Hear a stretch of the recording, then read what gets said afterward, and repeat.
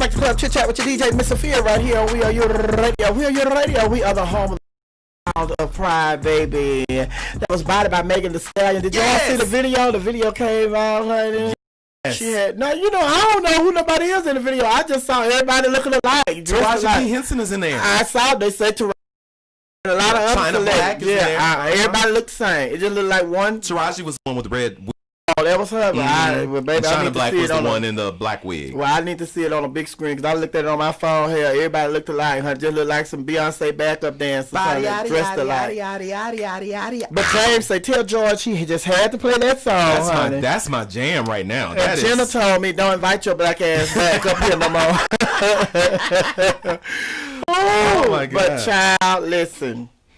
Baby, can I tell y'all my pre-Thanksgiving cocktail? Hold on. This is a talk show, honey. We ain't having no music today. This a talk show. When George come up here, we taking all the music out. This is just a talk show.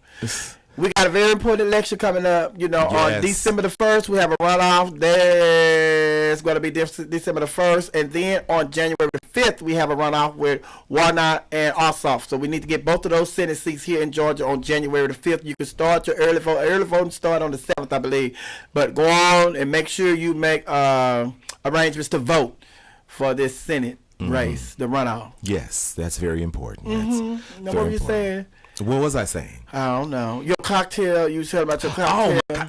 Okay, so I don't usually drink dark liquor. But this right here is that Apple Crown Royal. They didn't pay for the sponsorship, but y'all can if you want to. This Apple Crown Royal with a little bit of Coke in it. Body yada yada yada yada. I'm sorry, I'm making. All right. So what we're gonna talk about? But what really brought George in here today was he watched the Kevin Hart comedy special, the new one. I did. And then he told me, so you need to watch the Kevin Hart comedy special. So I said, okay, I'll watch it. Now I'm telling y'all, I don't know if it's gonna cut us off. It's 5:55. We're gonna be you know what you do? Go down there and delete the hit marker. You see where it says hit marker? Well, let me see. Oh, we're even over there. Oh, baby. Yeah, delete that hit marker out, and then it won't jump to the hour. And as long as your thing is off, you're good. It's not, because we're not nowhere near the hour. Yeah. Oh, it's going to go, the soft. Yeah. There's a soft marker and a hit marker. Whichever one that is, delete that out. Okay.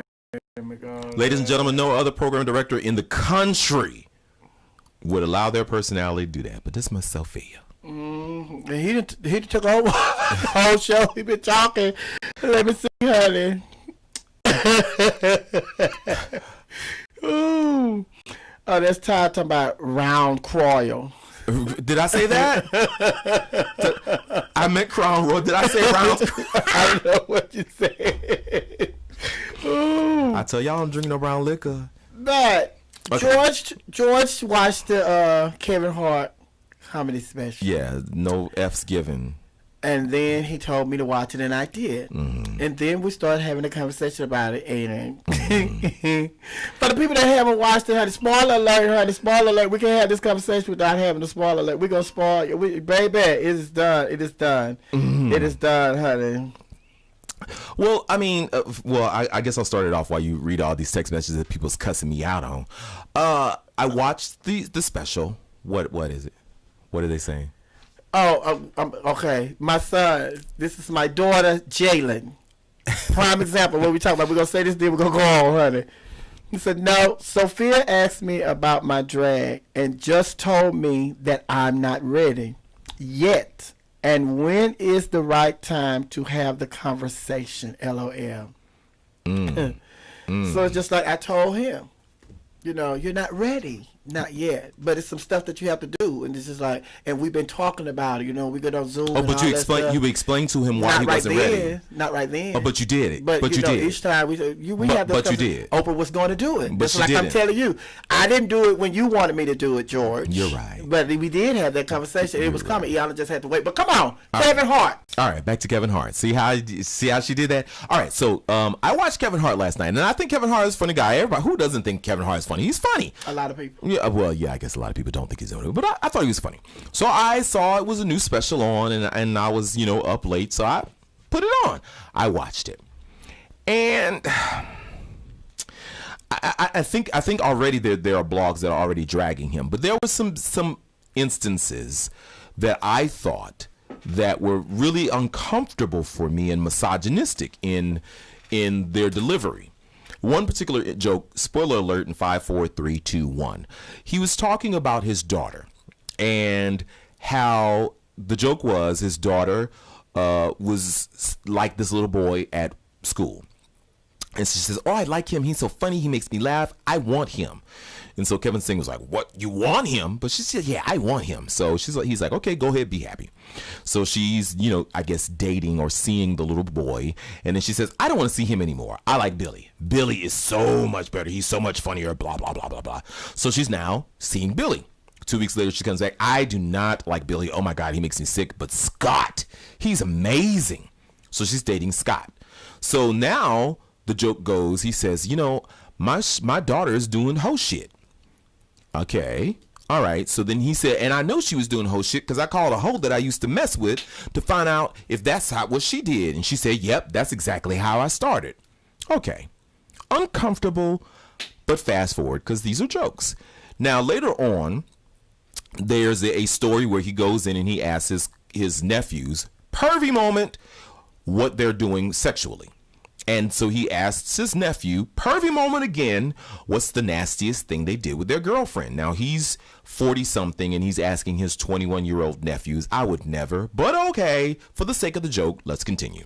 So the boys explain to him that they do this thing where they go to the movies. Oh, the nastiest thing the boy did with his girlfriend, she told him to buy some popcorn and to cut a hole in the bottom. He stuck his penis in, and she gave him a happy ending through the popcorn. It's called a butter me off or whatever it's called. So he was like, oh my God. Okay. So then he goes home. They're having dinner, great dinner with the family. So he tells the story that he's going to go to the movies with his wife and they're going to do a butter me off, whatever it was. And then he immediately looked at his daughter, who didn't show any reaction or any idea that she knew what a butter me off was. Now, remember, he called his daughter a hoe earlier on. No, he said she had hoe-like tendencies. You call a thing a thing. He called her, she said she had hoe tendencies, therefore you called her a hoe. Next. Anyway, so notice he also was applauding the young boys about their sexual innuendos or sexual proclivities, didn't admonish them or say, oh man, you shouldn't do that with your girl, man. You should talk or get to know her, blah, blah, blah. Fast forward to the story where he's telling the kids about the butter me off at the table.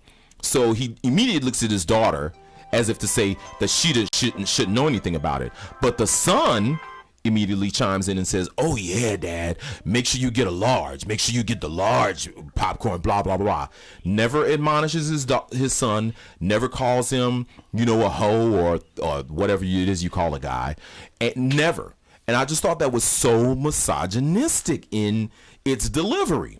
Purposely or not, that's what it was. I'm like, oh, he's getting ready to get dragged again. So now I hand it over to Sophia.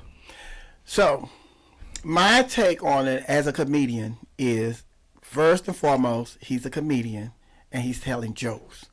And yes, sometimes as a comedian, some of the stuff we say has truth in it. But the thing about it is, you said that the blogs are dragging him. Kevin Hart, because of his situation and the comment that he made years ago that everybody brought back 10, 15, 20 years later and started dragging him about, is the comment he made about the gay comment he made. So now, everything Kevin Hart does is going to be under a microscope. And it's going to be taken out of the content that he did it. And like I told you, as a comedian, when I watched his special last night, I said, comedy is in trouble. Because during his routine, the entire routine, he kept having to explain his jokes because he felt like he did a joke in there where he was talking about the handicapped people with one arm. Mm-hmm. So then after he did the joke, which was funny, he come back and say, now they're going to be boycotting me and they're going to be doing this and that. And he did that several times throughout his routine. And as a comedian, I don't write. I'm impromptu. Whatever comes up, it comes out. And as a comedian that knows that some people's style of comedy is writing out a script, I could only imagine how many times that he edited that script trying to get his jokes to work, not to offend somebody. And as a comedian, I don't think you can do that and be successful, because you're going to be questioning whether or not your stuff is funny. And you're trying to edit your stuff as you're doing it. So I don't know how many edits that he had to his jokes. It's just like with me. When I say stuff, I know some things may come across as offensive. But the bottom line is, the people who know me as a comedian know that I do not come from an offensive place. Everybody is on the same playing field when it comes to me. There are certain things that I know I'm not going to make fun of, or I'm not going to touch. But there are some things, because I know the times that we are in, the sensitivity that people are carrying on their shoulders now, there are some things that I know going to come across as, oh my God, that's racist. Oh my God, I can't believe she said that. Oh, that's disrespectful.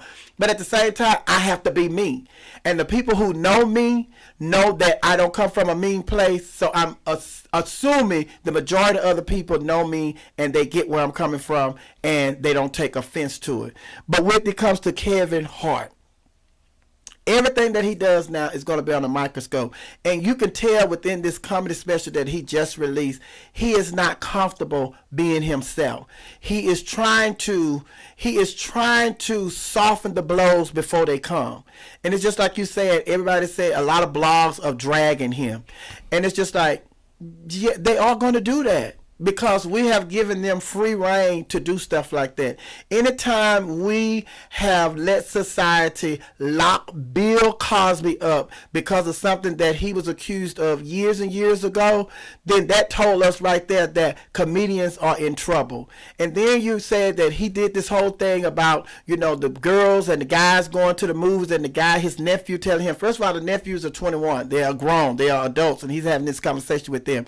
Then you're saying that, they explain to him, go to the movies, buy a big bag of popcorn, a big bucket of popcorn, cut a hole in the bottom. Then the boy put his penis in the hole, and the girl is giving him head in the theater.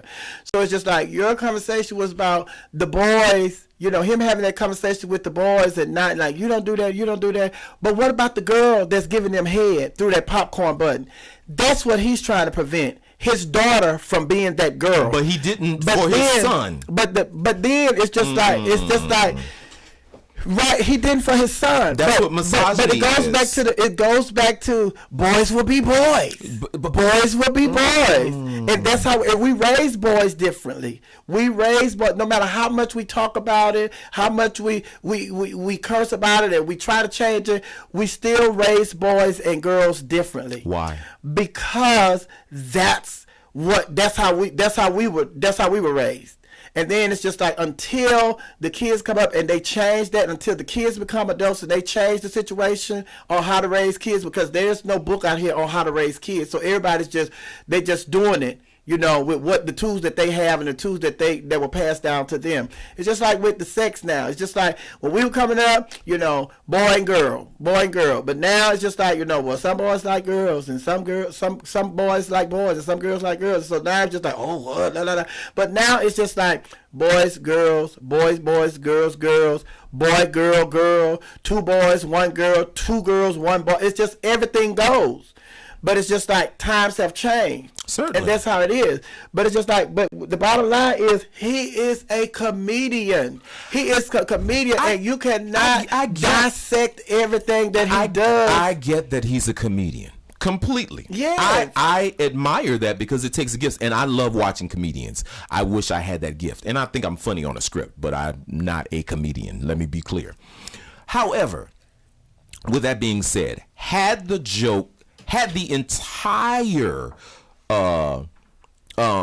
entire conversation been on an even playing field, sure, I'd been all like, ha ha, he, because what's good for the goose is good for the gander. Mm-hmm. But the way that it goes back to that same joke that he said about his son being, if he found out his son was gay, he would beat him in the head with the house. Okay, fine. Years ago, but still a conversation. Mm-hmm. So now, with that in mind, as you even said, you knew that you were uncomfortable telling these jokes on your special because of this attention that you got from that one particular one. Mm-hmm. After that, you would think that as you're telling this joke, calling your daughter a hoe because she wants to date different boys, and maybe she found out she didn't like the first one, she didn't like the second one, she liked the third one better. This one is just right. So for her, it was hoe shit. But for the nephews that you asked about what they were doing with their girlfriends, you didn't admonish them. There was no name calling. There was no reference to their sexual proclivity or making them be promiscuous.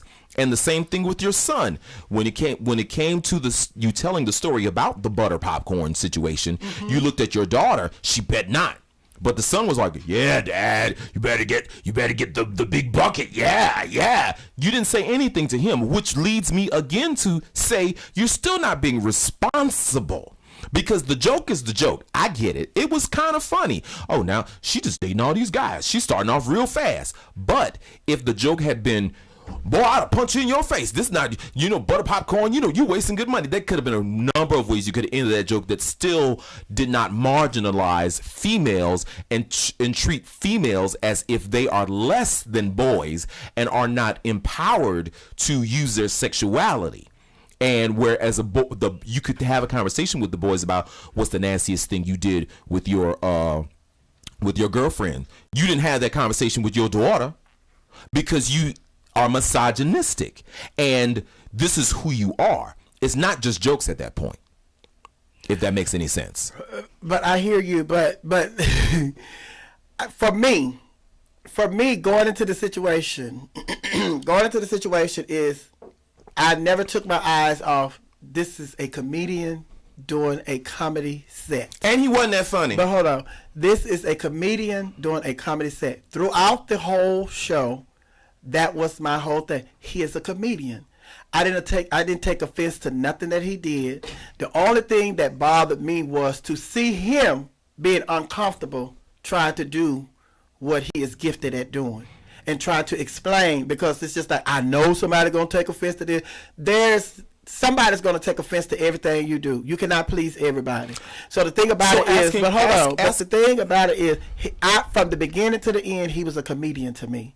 And what you're asking for is for him not to be a comedian. You're asking that he becomes a teacher and teach them how to be boys and how to be girls. No, that is not what I said. And boys do like this. What is that you want from him? Because what he did was told jokes. And through him telling his jokes, you found certain things to be. What I'm saying is, I know you're a comedian. Let's go back to your last statement. He was often making excuses before he would tell the joke. If you already know the joke is going to be offensive, it was afterwards. Even after, mm-hmm. before, during, you wrote this down. Mm-hmm. So you knew in effect it was going to be offensive. So making the excuse or the disclaimer after or before does not excuse you from the fact that you knew it was going to be offensive.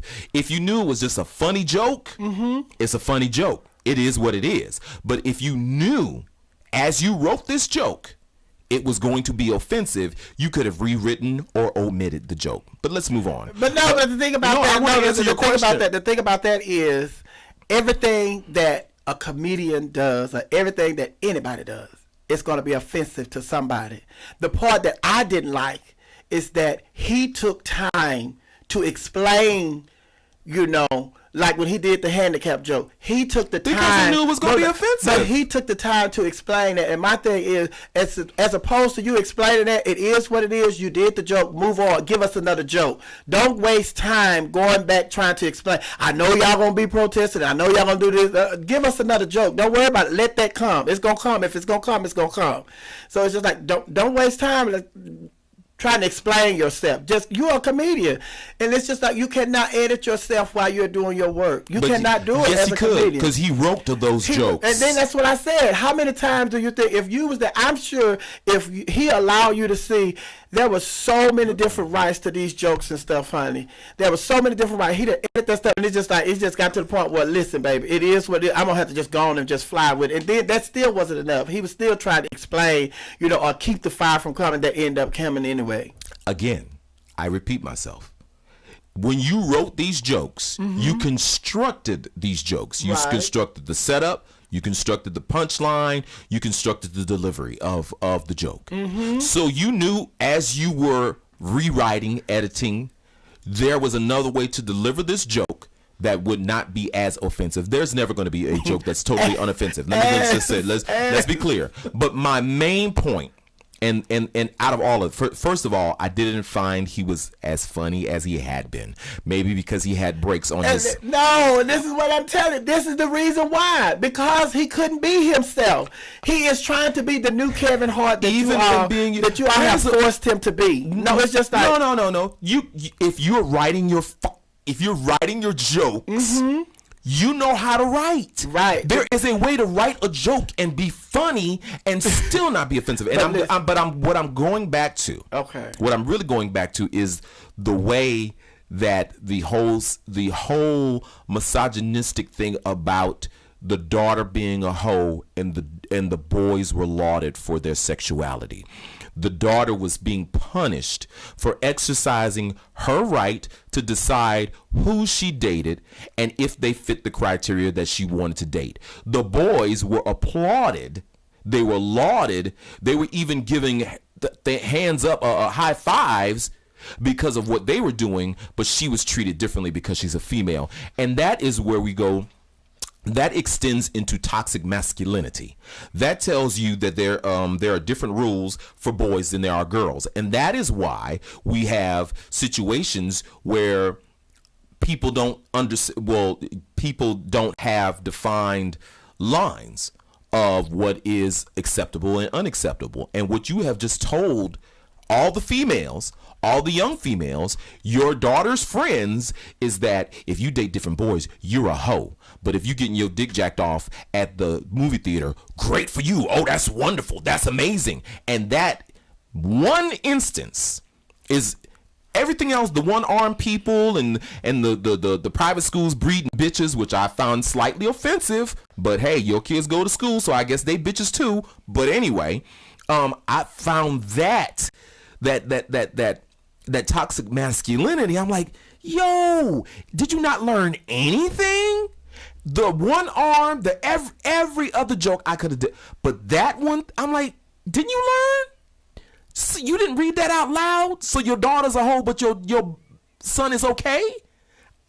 I can't get with you. You keep saying that he said his daughter was a hoe. He said, you know, I'm not saying. He said my daughter has hoe-like tendencies. Hoe-like tendencies. Hoe-like tendencies. If you say so, let me just call this hoe that I know that I messed with back in the day. And she confirmed what you said. So she's a hoe. She confirmed that my daughter has hoe-like tendencies. So basically, you're calling your daughter a hoe. But it's just like. And again, it is what it is. It's not what it is. It is. It's comedy. It's comedy. But that's toxic masculinity. Okay, so that's the society that we live in. Because no matter how we talk about girls pole dancing in strip clubs, what parent want their daughter to be a stripper in a strip club? The money that these girls make here in Atlanta? I'm not asking you about the money. What parent want their daughter to be in a club stripping and on a pole? What parent? What parent wants their son in there throwing dollars at a girl dancing on a pole? Exactly. So the thing about it is, but hold on.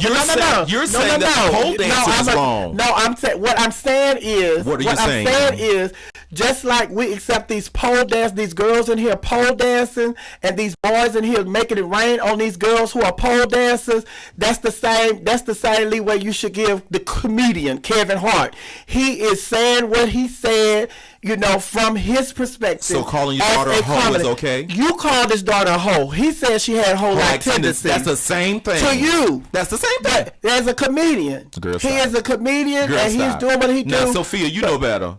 You know better. You know better. You know better. But the girls in here dancing on these poles and the boys in here making it rain on these girls, honey. And just because you dance on a pole does not make you a hoe. And I didn't say that. Okay. I didn't say that. But what I said is, it's not. Your argument is, you setting the girls up. It's misogynistic. You took out the daughter. Well.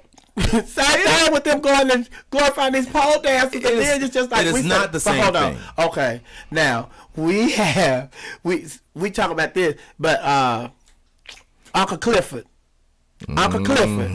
Uncle Clifford. We're gonna be here another hour. Yeah, we're gonna be here another hour. Uncle Clifford, we talking about how Kevin Hart is talking about his daughter having whole life tendencies, but now we are having a whole show that everybody loves, where Uncle Clifford is the owner of a strip club. A strip club. Can we break that down? But then on top of that, break it down. First of all, in Mississippi, anybody live in Mississippi? I'm sorry, let me turn this camera over here. Anybody live in Mississippi understands that, first of all, Uncle Clifford would never own a strip club in Mississippi wearing a dress. That's not the point. The point is this is a show glorifying pole dancing. Ain't nothing wrong with pole dancing. Okay. Ain't nothing wrong with that. Ain't nothing wrong with Kevin Hart saying that his daughter has whole life tendencies. There's everything wrong with that. Not. Especially if your son is indulging in the same behavior that you don't want your daughter indulging in, but she's a hoe, but he's not. Yes, there is a problem. There is a definite problem. That is called misogyny, and that is what I'm gonna get him up here. And that is what gives way to toxic masculinity, because you say it's not all right for a woman to empower her own volition of her own body and her own sexuality. It is not okay for her to say, I don't like this guy, I want to date this guy next week. I don't like this guy. But it's okay for this boy and this boy to get their dicks jacked off. Now, the 17-year-old son sitting right across at dinner from your daughter, who is what, 16, 17 or something close to the same age, it's okay for him to say, yeah, Dad, get the big one, because yeah, I know what's going on, but you don't want her to do it. That's misogyny. Okay. And to continue to, after you've already been admonished for talking about gay people and bashing your son over the head if he was gay, you're doing the same thing. You're continuing the role of toxic masculinity. And as a responsible person, you could tell the joke about her. If I were him, I'm not a comedian, but I would have been like, wait, I'm a little. Say that again. I'm not a comedian. Okay, that still does not excuse the fact that misogyny is misogyny, and toxic masculinity is what it is. And what you did in that comedy sketch was say it was okay for your son to get his dick jacked off at the movie theater, and you like you're high fiving your nephews, but she better not, and she's a hoe. No, I can't stand by that. And if Kevin Hart, if you're listening, I can't stand by that. And you know, you was wrong.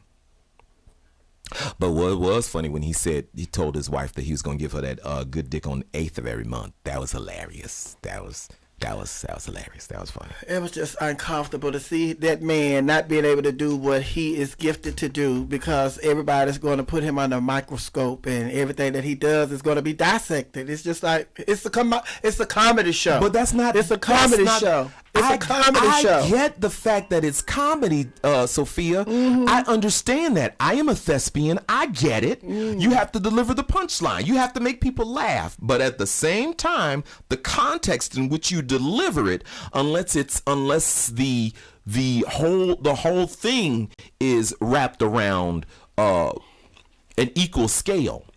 I cannot get behind you and say this is comedy when you just called your daughter a hoe, but your son, oh, great for him. Oh, wonderful. That's good you're getting your dick jacked off. No, nigga. No, we're not doing that. That's not what we're doing in 2020. We're trying to get away from that. That's not what you're doing. That's not what we doing. That's not what you're doing. They're doing it. They are doing it. With your permission or not, they are doing it. We have the first black female Vice President of the United States. Okay. Do we want to tell our daughters that they are limited about what they can do and what they can do with their body and their sexuality because they're females? That is not the message. I don't care if you're a comedian, an actor, but that is not the message that you want to be sending out to young black females who are wanting to empower themselves. But hold on. But that's the message that you received. That's the message that he gave. That's the message that you received. That's the message that he gave. But I'm sure if we get, let me call. But see, if we call the young people don't have a problem with what he said, probably because the information came from the young people. And it's just like... No, they didn't. They came from 21-year-olds. Yeah. 21. Exactly. His nephew. But his daughter's a hoe. But it's comedy, George. It wasn't funny. It's comedy. It wasn't funny to you. It wasn't funny. It wasn't funny to you. It wasn't funny. But anytime a man can in jest call his daughter a hoe, I have a problem. Okay. Even let's just say it was comedy and it was jokes. That's your daughter. Now your daughter on that film forever has hoe-like tendencies. Okay. Your daughter. Okay. If you're good with that, okay. Okay. But I'm just trying to understand. I'm trying to see. You have no conversation for the daughter in the theater giving head. But that you're worried about his daughter. He never. But he is trying. But hold on. But he is. But you don't have it. When he asked, let me, because we're going to stick to the context in which he delivered the joke. We're not going to add to, because there was no add to. I'm talking about exactly what he deliberately said and delivered in his written jokes. Okay. He said he walked into the room with, and I'm about to use some profanity, he walked into the room with his nephews, this 41-year-old perverted man, asked his 21-year-old nephews, I know y'all ain't fucking. I know y'all ain't fucking. First of all, who starts a conversation off like that? But whatever. Then your perverted ass asked your nephew, what's the nastiest thing you ever did with your girlfriend? I would never ask my nephews nothing like, but okay. Because you're not a comedian. Because I have lines. But let me just say, now, hold on. Would you go ask your nephew what they did with their girlfriend? Hold on. Would you? Let me just say, let me say this. Would you? Let me say this. I'm going to answer your question. Would you? No, answer my question first. If I was a heterosexual man, hold on. I'm answering your question. I'm answering your question. Oh my God. God. I was a heterosexual man and I was trying to stay connected to a younger audience, then yes, I would want to speak their language. So I'm going to go to the people. Hold on. I'm masculinity. Okay. That's toxic. But I'm going to go to I'm going to go to the adult young people in my family and ask them questions, because now I am trying to connect with them and speak their language during my comedy show. So for me to make this comedy show work and speak to the people or get the people that I want to come and look at this comedy show, I'm going to talk to them. So the thing so you're going to walk into a room and ask your 21-year-old nephew, I know y'all ain't fucking. If that's what and then you're going to ask them what's the nastiest thing you do to your girlfriend. That's perverted. But if that's what route he takes to get his material, then I'm all for that. You don't know what route people take to get that material. And it's just not for comedians. You don't know what Joe Biden went to get through to get the people that he wanted his cabinet. Joe Biden, you don't know we're not talking about Joe Biden. But I'm just saying, in general, people have ways that they go about getting what they want. And you said that you're not a comedian and you don't know. So this is probably the avenue that he used to get the material that he wants. Okay. This is what, just like somebody else go and they have to go and be alone and go write a book. They got to go and check in a hotel and write their book and all that. But everybody that write books don't have to go and be alone and check in a hotel. And do that. That's just the method in which he take. And like I said, it's just like if he gonna speak to those people, speak their language. Even with that taken into effect, let's say he had to do research for the joke, because you do have to kind of know what you're talking about in order to be able to deliver some material. Okay. Let's bear that in mind. He was doing research for his joke.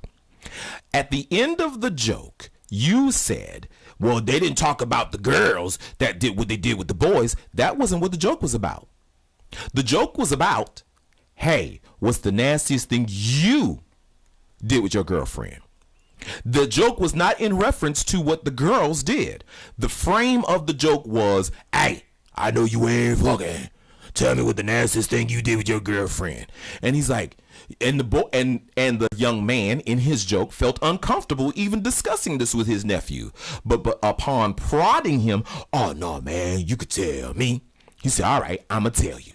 So first of all, you pushed this young man into telling you this. Your perverted ass. No, but the joke was, but hold on. See, now you didn't change the scenario. That's how it was. It was. I know y'all not fucking. Who not fucking? Right. I know y'all not fucking. I know. Who not fucking? It didn't say that, he was uncomfortable. He was telling him, I'm not, who not fucking. He was questioning him, like, who not fucking? Exactly. And then he went on and told him. No. Then Kevin Hart said, what's the nastiest thing you do with your girlfriend? He said, oh, man. He's like, no, you can tell me. You can tell me anything. The boy, he did not want to tell him at first. Then he did tell him about the butter popcorn with the dick in the bottom.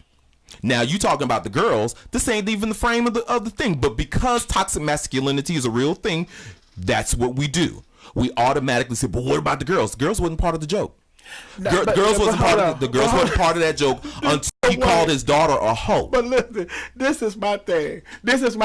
If you're going to take this comedy show and turn it into a forum or a teacher's moment or what he's supposed to be teaching these kids, then you have to take all of it. It's just like, don't just feel bad for his daughter because he said that his daughter has hoe-like tendencies.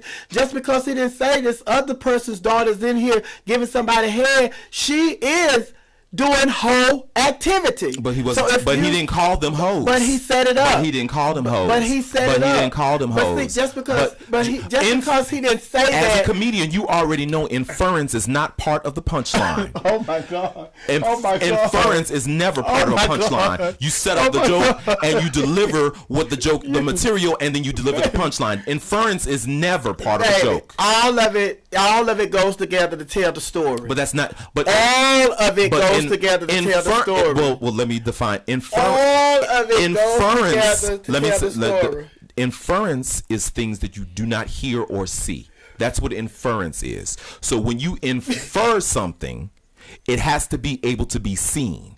When you're telling a joke as a comedian, you're setting up a story. You're setting up a storyline. You're setting up where it was, where it happened, how it happened, and this is what the circumstances, and boom, the punchline.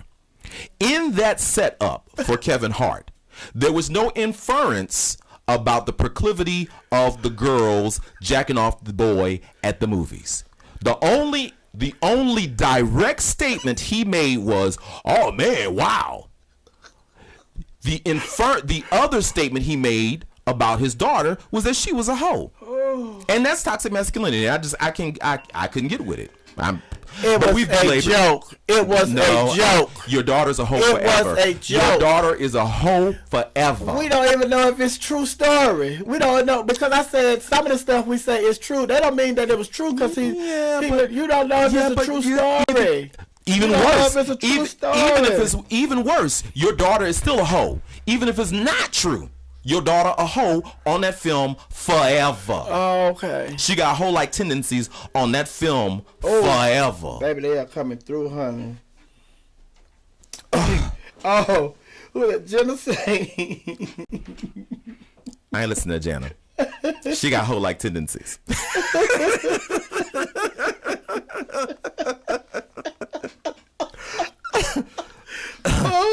Oh my God! But it goes on. It just goes all the way back. The thing about it is, to me, I'm gonna say this. I'm gonna say it. Now, he is a comedian, and a misogynist. He is a comedian and a misogynist. And what he does is comedy. But he's still a misogynist. And when I watched that, I could see that you all have made him uncomfortable being a misogynist, doing the thing that he does, which is being a misogynist, which is comedy, and a misogynist. Now you want him to be not a misogynist, a therapist. You want him to. Oh, let Jenna say. Let me say. Oh my God. Oh, Jenna say, I have a daughter, and she had like tendencies in the past, but. It's like he's a comedian and a misogynist.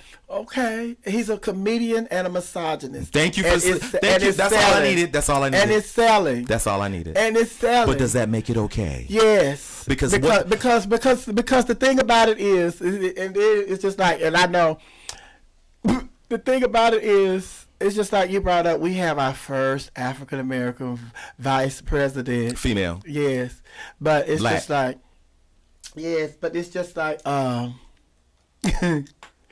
before her, how many other powerful black women that we done had in powerful positions? But it still didn't stop us from having shows like Atlanta Housewives. It still didn't stop us having shows from like Basketball Wives. It still didn't stop us from having shows like Married to Medicine. So it's still, it's just like, regardless of what we do, people going to do what they want to do. So if I could talk to Kevin Hart, the one thing I would tell Kevin Hart is you're a misogynist. Is to do what you do and stop being a misogynist. I tell if that's what works for him, that's what works for him. But I am not going to let nobody allow me to water down who I am, i.e. Iyanla Vanzant. That's what happened to her. She went over there, they had to water her down. She wasn't the same. Kevin Hart, you are a comedian. Do what you do. Stop trying to, check yourself and, anticipate the people going to protest this and they not going to like this and not going to like that. It's going to happen regardless. So if I could talk to him, I would tell him, the hell with all that. Just do you. Do you. And if people either going to like it or they not. And regardless of what he says or what he does, people going to either like it or not. Bottom line, he's a comedian, and if people take his comedy and try to turn it into something else, that's on them, because it's just like reading a book. We all can read the same book, we're gonna have a different interpretation of that book. So if a white comedian got up there and said all black people stink, they niggas, they all need to be thrown in the river, ha ha ha. Every last one of y'all black people be up there. Oh no, he can't say that because you can't be talking about black people like that. But he's a comedian. And when that gentleman, the guy from Seinfeld, when he got up, hold on, when that guy from Seinfeld got up there and said all kind of racist stuff, baby, y'all was hanging him. Mm-hmm. So what I'm saying is, if it's comedy, then it's got to be equal on all roads. You can't have it both ways. So if it's comedy and this white person says racist stuff, you can't be upset when he says that, but it's okay for Kevin Hart. No, that's not how it works. No, that's not what I said. What I said, yes, you did. No, the situation, the scenario that you just described, if a white person get up and they start saying all this racist stuff, I'm not supporting them. Okay. I'm not supporting them. But you support misogyny and toxic masculinity. People are free to say what they want to say. Okay. It's just like us going to church. I done been to plenty of churches that talked about homosexuals from the pulpit. I don't go to those churches. I have been on social media where people have said some pretty offensive things. I don't comment. I scroll through those things. Stuff that I have a problem with, and it's somebody else that's doing those things, I don't address those people unless they're my friends. If it's my friends that are doing stuff like that, then I'll address them because those are my friends. And I would try to educate my friends to let them know how I feel about the situation. But random people, I'm not fixing to just stop everybody that I come in contact with that I have some, I take offense to what they're doing. I allow people to be who they are, but I don't deal with those people because I know who you are. And I'm not fixing to sit in here and nobody's in no church and let nobody talk down about who I am. I'm not fixed to do it. I'm not fixed to support no artist who is sitting up here doing a comedy set that's offensive to me. I'm not going to no restaurant and spend my money where people are offensive to me. I'm not going to a department store and support them with my money if they're doing stuff that's offensive to me. So you will support a person who allows your niece to feel like because she wants to date different people or different guys, she's a hoe. You'll allow that. If that is a comedian, Kevin Hart is a comedian. I can't get with that. And Kevin Hart is a comedian. But no. The thing about it is, Kevin Hart is a comedian. People are going to do. But hold on. Let me say this. But you said the racist people that say racist stuff are comedians. What's the difference? Because I don't support them. If they say that, so in effect, you say you support Kevin Hart and his misogynistic. Kevin Hart and his misogynistic. I I support comedians. I support comedians who say racist things. I don't support them. I'm not going to spend my money to see them. But people are allowed to be who they are. And the bottom line is, you talk about if you're okay with somebody saying that your niece has whole-like tendencies. That's not Kevin Hart's position. That is what he said. No, but that's not his position. That's what he said. That's what he said. But so that's his position. My niece, Kevin Hart, is not the person to raise my niece. That's my job, and that's the people in my family. That's her mom's job, her dad's job. It's not Kevin Hart's position to raise other people's kids. Kevin Hart gets to raise his kids the way he want to raise his kids. So because Kevin Hart says something about his daughter, doesn't mean that my niece has to live up under his definition of what a whole-like tendencies are. He is not talking to my niece. He's talking to these are jokes. They're not. These are jokes. They're yes, not. They are. Because what happens is the joke is based in truth. And toxic masculinity says to a female, you are an object. You are less than a male. Raised in the same household, there are two different sets of rules. He even said that, and not because he's raising your niece or he's not raising your niece, but your niece hears this. And no. My niece don't have no business listening to that. My niece don't have no business listening to Kevin Hart. That's first of all. Let me finish my statement. Okay. Messages still purvey beyond that platform. Not necessarily your niece, but other young people and other young men believe that their sexuality is okay. It's okay to get your dick jacked off at the movie theater. We applaud you. Go you. Great. But if you are dating a guy, not having sex with, mind you, this is the setup. Okay. I didn't write the joke. Mm-hmm. She's dating. Not having sex, not going to the movies, jacking off boys at the movie theater. She's just dating boys. But a female who's dating other boys has whole-like tendencies. But the boys, your son, there is no call on his behavior. There's no call on him being a hoe or anything else. So the message is still there that says, you believe, even in your joke, that girls who are empowered to explore who it is that they want to have as a mate are hoes. But your son, who gets his dick jacked off at the movie, go you. That's what I'm saying, and that message goes way beyond the joke. It carries over into it carries over. I done heard you say that 30 times because I'm right, and you're not getting the message. Yeah, you're not getting the message. The message is, it's not a this joke. Is the message. You're old. You don't get it. You're old. Okay. And it's a comedy show, and these are young people. These are young people. Kevin Hart is 41 damn years old. He ain't young. But yeah, and everyone in the room was old as Kevin Hart. So who is he talking to? There were no teenagers in that room. There was all old people in that room. So again, the old people. The old people are taking offense to that. You're right. I just think you're stretching. I don't. I really don't. I really don't. I do because it's just like it's a comedy show. It wasn't comedy. It's a comedy show. Your daughter's a hoe, but your son is not. And I have a problem with it. That's not comedy. It is. That's literally. Let me call Jenna. She got hoe like tendencies. You can't call her. Let me call Jenna. Cause see, seriously though, honey, Jenna, I'm calling you, girl. Jenna, pick up, girl. Let me call Jenna. So I just want, Oh, let me call my girl Jenna, honey. Jenna! Yes, it's good. Oh, my God. Hello? Hi, Jenna. Hi. Girl, did you hear George today, girl? Girl, I'm invite him back. First of all, you are on the air. I just want you to just go on and chime in on this conversation that we're having about this comedy show. I think you are overthinking it, George. It's a comedy show. No, he was not giving life lessons. Also, I recall you saying on the air a couple of weeks ago that all women diss their baby daddy That is not what I said. That is what you said. That is not. I got it on tape.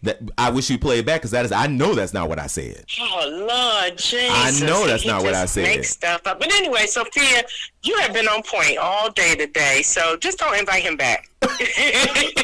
Don't invite him back. Don't invite him back. Oh, okay, because I'm like, oh my God. It's like the bottom line, it's a comedy show. It's a comedy show. And then once I watched it, like I expressed on air and I expressed to George, I feel sorry for comedy because of what he went through with the whole gay joke situation that came back years later. You could tell in this show, you know, he's trying to edit himself and he's trying to stop the blows or block the punches before they come because he know they coming. It's just like boo, the punches are coming regardless. So just go on and do you and stop trying to explain what you're doing and what you're saying. It is what it is.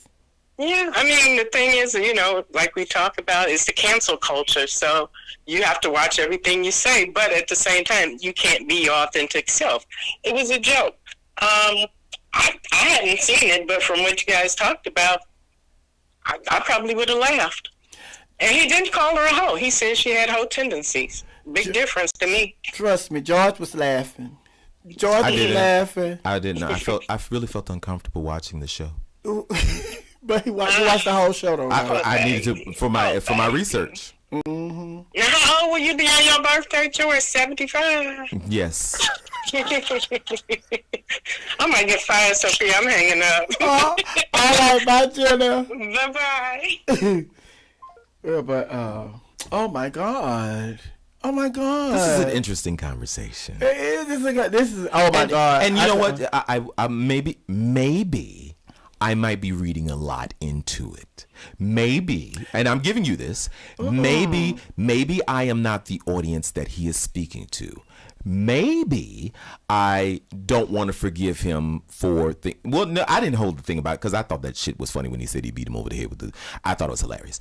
And I too will sit there and if it's a good gay joke and they say some gay shit about gay people and it's funny, I'm gonna laugh at it because if it's funny, it's funny. I don't want a comedian to feel like they can't be themselves, and I agree with you on that. I did see him editing himself and being very uncomfortable as he delivered the jokes, and I get it. But I think in the environment that we're in and the responsibility that he is, I think that the offensive joke can still be funny as fuck. If you if you deliver it right, if you just gotta rebrand it, you gotta reconfigure it, you gotta figure it out because if you're funny, you're funny. It's different from if you got on the stage like you do every night, and you pick the material comes to you. You don't write it down. The material just falls into your lap, and you're like, okay, well, bitch, you're the joke tonight. Thanks. That dress is the joke tonight. Oh my God, that awful hair is the joke tonight. I didn't write it. You brought it in here. That's different than when you sit down and write the material. I know the person that I think I know as Sophia. I think that she would be like, you know, this shit is funny, but let me figure out another way to say this. I think that you can still be. Kevin Hart he is who he is, and Dave Chappelle and all these other great comedians are who they are. I think that you still do you still tell the whole joke, but you figure out another way to get to the punchline in a more creative. That just is making you stretch your wings. But if you always say, well, it's just jokes, and you leave yourself in that pocket, then where do you leave yourself for growth? Where do you leave yourself to? Well, let me see how I can do this a different way. Somebody got to do it, but if we always keep making excuses, it's just jokes. But I want to say this. You want to tell me to shut the fuck up? Because we have jumped on Kevin Hart, because the whole thing started when the resurfaced about the joke with the gay joke with him and his son. Yes. How many comedians have done gay material? Oh, yeah. Their whole life. Oh, yeah. Including Monique. Of course. Including Sommore. Yes. Including, Bruce. Yes. We could just name. All the comedians have done gay sets. I agree with you. But again, we used to do the step and fetch it jokes. We used to do the blaxploitation films. We used to ride on horse and buggies. But times change. And when times change, methods have to change. And the way you use your vehicle has to change. And the people that were doing that back then, they were telling their stories. And that's what Kevin Hart is doing today. He is telling his story. So he's misogynistic in his storytelling. Yes. And you have an issue with that. I do. But he's a comedian and he's just telling his story. And maybe he's not the comedian for you. He's not. But that is him. But I don't want to water him down. And I'm going to call him. I'm going to reach out to him. I'm going to reach out to him and tell him stop. Because, when people jumped on him about to get, I'm like, child, please. Child, please. Now, how much more time we have in this hour? Child, we got what time is, we don't have to leave till midnight. Well, can we talk about Darren Fleet and Sommore? Darren Fleet and Sommore? Can we talk about You just want to talk, honey. This a talk show. Let's go home. No, I want to talk about Darren Fleet, honey, and Sommore. Speaking of which, is she calling on the phone? No. Darren Fleet calling? But it's just But it's just not okay. Here goes another situation. Now I don't know what Sommore posted because she took it down apparently at the time of the live. But if you didn't see, I fucking love. Oh my God! Your mouth is filthy. It's this brown liquor. No, you don't drink. Get you some water. I love Darren Fleet. Yes, you do. I love me some Darren Fleet. And so here she go. Tell George go home. And recently he did a video on Instagram, and you could tell he was hurt. He was serious. But this was something that was on his heart. And apparently Sommore had posted something that was offensive in regard to something he did to Megan Thee Stallion. He did with Megan Thee Stallion, I believe. I believe he did a video with Megan Thee Stallion. Yeah. And so Sommore made an off-putting remark regarding it. Cannot quote it because I did not see it. So according to Darren Fleet, who is a fan of Sommore, hard-standing fan of Sommore, he, took to Instagram to say, hey, look, this really hurt my feelings. You trying to, malign how I got here and who I am. And, I'm a funny guy and all of this stuff. And I feel like here he is, a young guy coming up in the industry, much younger than Sommore is. And instead of you reaching out and saying what you want to say, because you got his DMs, you Sommore. It's 6 degrees of separation. Somebody who knows that child. I mean, and I don't mean to call him a child, but beside her, he's a kid. You could have called that dude. This is the same thing she did with Cardi B, allegedly. She says she didn't. When she attacked her and just because you busy don't mean you doing well, blah, blah, blah, blah, blah, blah, blah, blah. You a grown ass woman. There are things that you do with other grown people that you don't do with kids. I mean, people that look up to you, people coming up in the industry, because you have to come up behind somebody. And I just thought that here this man is a fan of yours and you, a mentor. You could have turned this whole thing. You could have said something totally different instead of trying to dismiss him. Again, looking at the video, I did not see what she said. So Sommore, you can come for me if you want. I'm a grown man. But it's just like, again, you talk about it's just jokes. But when it hurts somebody's feelings like that, it's no longer just jokes. But listen, and on that note, I want to say this. I'm sure there are a lot of people that Darren has hurt their feelings. Sure. Okay. So I think the situation with this situation is Sommore was just being Sommore. The same Sommore that we've been laughing at all these years. She was just being that Sommore, and she was just, stating her opinion, how she felt about a certain situation. And what got her, or what happened in this instance, she didn't know the history that young man had for her and the love that he had for her. Mm-hmm. And it was just like they say, people get on here and they express themselves on social media, because social media has given all these people a platform to say exactly how they feel about people, even people they don't know. So now you have, took this video, and I think it was a video of him and Megan Thee Stallion. I don't know what the video is. I didn't see it either. I think he said he was twerking to the song. But it's just like, you have taken this video and then you're like, like, oh, this is where we going now. This is the new world order. The new world order, yes. And so it's just like, she did not know that he looked up to her. You was like a mentor to him, and you was just going on what you saw, and you dealing with the world that we are living in now. And so now it's just like, oh, here we go again with the girl. And so then it's just like, when Darren expressed how he felt and the love that he had for her. He's like, I could tell you her jokes, I could tell you the punchline, I could tell you the opening, I could tell you what she was wearing, and I looked up to her. She is one of the reasons that I wanted to do comedy, because I watched her and and he just went through all these different things that he expressed about, but he still wouldn't just disrespect her, because he still has that love for her. But he was letting her know, I really loved you and I looked up to you, and I was like a intern. You was my mentor. I was like really following you. You taught me how to do this. I learned so much from you, and blase, but you lost one. And so it just goes, this is a teachable moment for everybody, that when you want to get on a platform on social media and you just want to talk about people that you don't know nothing about, and you don't know if these people look up to you or how, they have you up on a pedestal and all of that, and then it's just like, you go and you do what she did, and it's just like, oh wow. But now it's just like, after he have expressed that and she did what she did and he expressed what she expressed, then it's just like, I want it to be a moment where they can sit down and talk. Yeah. Where they can sit down and talk, because she didn't know. She didn't know. And that's my whole thing as a comedian, as a human being, as a person.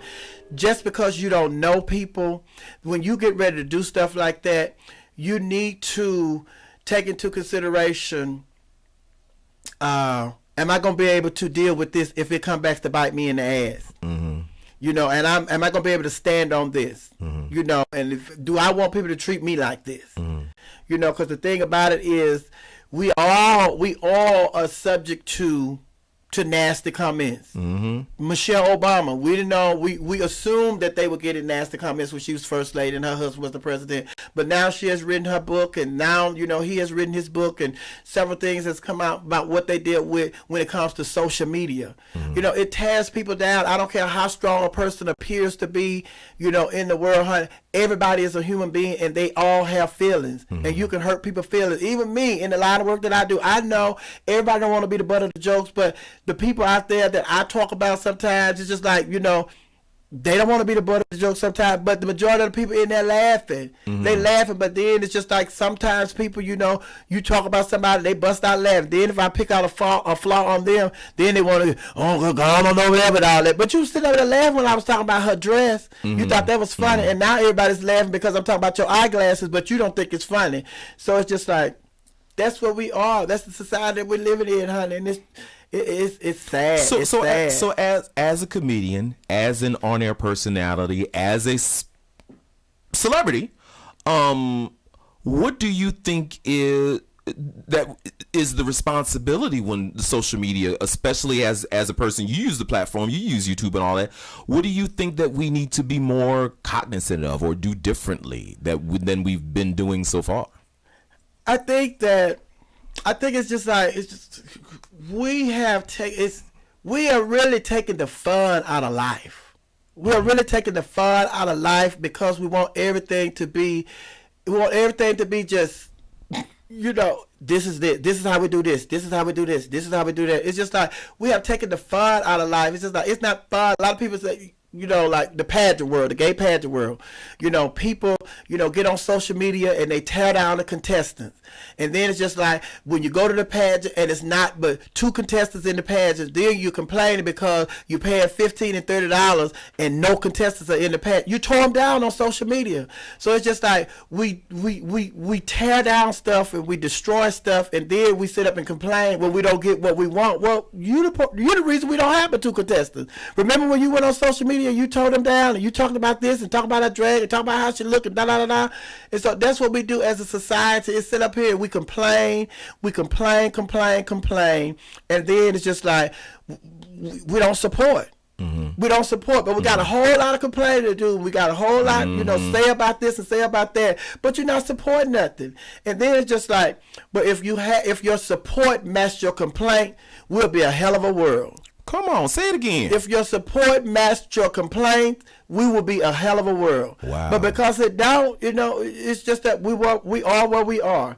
And it's just like I said, we're just taking the fun out of life. It's just like there's nothing it's just like everything. It's just like with the Bill Cosby situation. And then it's just like the whole situation with Hollywood, everybody upset. Then basketball players mad because the young folks coming in making more money. Football players mad because the young folks. Then the white folks mad because, the black folks, they into skating now. The black girls took over the tennis. Tiger Woods in golf. Everybody it's just like, baby, listen. It's just like there's enough for everybody. Right. There's enough for everybody. And I always say my thing now is everybody wants to be a success. But the people get upset when somebody else become a success before they do, and then they try to tear them down. Why are you trying to tear that person down? Would you want somebody to tear you down when you become the success that you want to be? Right. So if you don't want anybody to tear you down when you become your success, then don't tear this person down. But it's just like that's what we do. We tear people down because we want to be first. And when somebody else is first, we can't live with that. Oh wow, that's another deep statement too. That's really deep. We want to be first, but since somebody else made it, why don't tear them down? Right. Wow. Wow. Well, I want to say this before we wrap up. I'm gonna be here till 12 minutes. Don't worry about it. Don't worry about it. Thanksgiving is coming up, and there's so many things that I know that I am thankful for. But I want to say to each and every person that has contributed to the success of We Are You Radio so far, Jana, Nova, Nate, Keith, Diamond, and Sophia. Did I leave anybody? And Earl. Thank y'all so very much for doing what it is that you have done in every simple little way. People that tuned into the station and downloaded the app and all of that stuff. I truly am thankful for it. And even if it's for 12 years or 20 years or however long we have the opportunity to do that, I want to just say that it started all with you guys, and I am truly thankful for you all. So I just wanted to say that. Oh, he's just trying to make sure y'all don't leave because he done pissed y'all off today. All that push. He up here talking today, child. But seriously, I want to thank George for giving me the opportunity to come over here and, display my talent on this platform, honey, because, you tried to get me over here for a while. I was kept pushing it out. All right, let me get 30 more days. Give me 30 more days. Give me 30 more days. Blah, blah, blah. But I've enjoyed it. I love it. And I'm going to be here until I'm going to retire from We Are You Radio the same age Tom Joyner retired. So I'm gonna be here a while, y'all. But not all of that. It's just like just being here and being here and being able to talk to the Laughing Hyenas and the Beehive and the Maddie Mob, the We Are You Radio family, the Barbs, and all of these different people, honey. Of course, yes, honey. It's just like and this is another thing why this goes into the conversation that we've been having all day about the artists. One of the things that, really bothers me is just like, myself. We're talking about myself. Just like myself.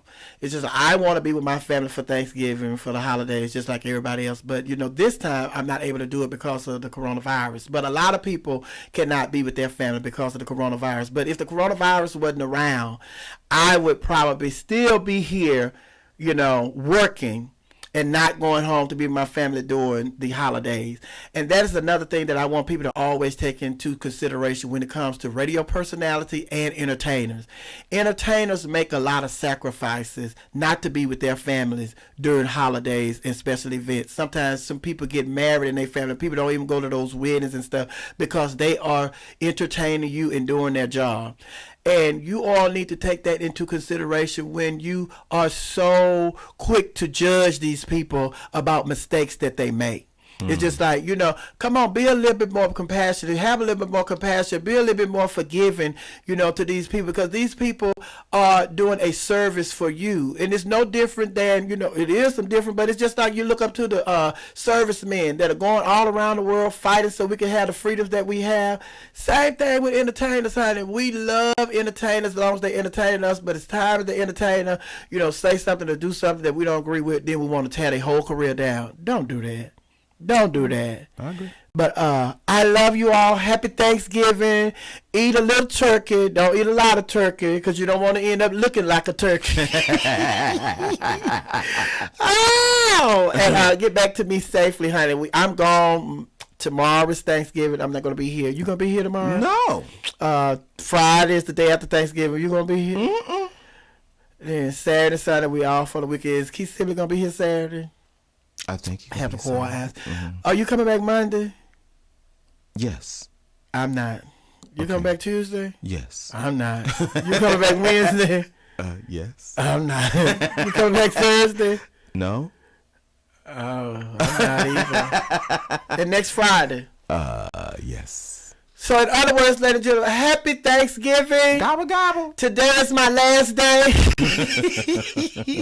Let me stop her because they'll be putting that out there. Right. Have it on the blog, honey. Especially Miss Stein. You know she lives for stuff like this, honey. She'll be the first one. But before we get out here, I just have to say this.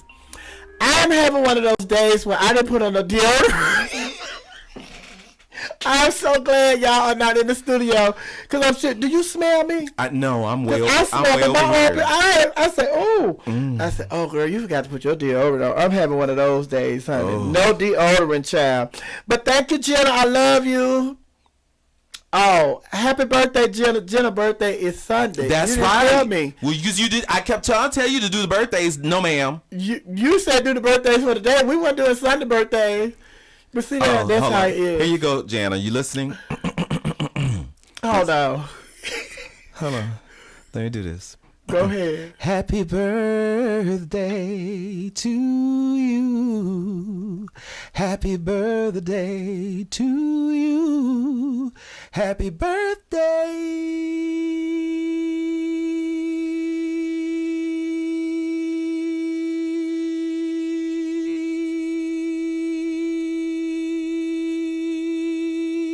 dear Jenna. With your old ass. Happy birthday to you. John F. Kennedy was born on this day. Oh, happy birthday. Well, God rest his here. soul. Yeah, he's not here. Yes. After I sing that song, Jan, he gonna talk about John F. Kennedy, dead people. Go ahead. I was just saying birthdays, honey. Oh, and my friend birthday today, honey. Who? Donovan McNabb. Donovan McNabb, football player, and Chris Carter. Woo! Happy birthday. Happy birthday, Donovan McNabb. You know who that is, huh? You just said he was a football player. Yeah, he played with the Philadelphia Eagles, honey. They won the Super Bowl. They won a championship, honey. He won a championship. I think he was he the first black quarterback to win? I'm going to say yes because I have no idea. But anyway, a lot of people celebrated their birthday. We want to wish you a happy birthday, honey. We've been in here until it is. What time you think it is? I don't even know. Look over there. Girl, let's go out of here. We done gave y'all extra today. Yeah. Let me call Jay. Baby James, happy landing to you too, honey. Oh, but yes, honey. But thank y'all. Happy Thanksgiving, everybody. Happy Thanksgiving. See y'all later. See that look. James is listening. Oh. You didn't say Odell Beckham Jr.'s birthday in September. Odell Beckham Jr. Happy belated oh my birthday. God. You want to say happy birthday to Odell Beckham Jr.? No, I do not. I'll explain that to y'all later on. No, not. Baby, this board is white. Oh my God. We need to do a talk show on the weekend. Girl, we just did the talk show on the weekend. Yeah, we need to go and do a talk show on the weekend, honey. Okay. Saturday. All right, if all hearts and minds are clear, Happy Thanksgiving, everybody. See you back here on Monday, my dear. No drag for cash tonight. No drag for cash. It's postponed until next Wednesday. All right.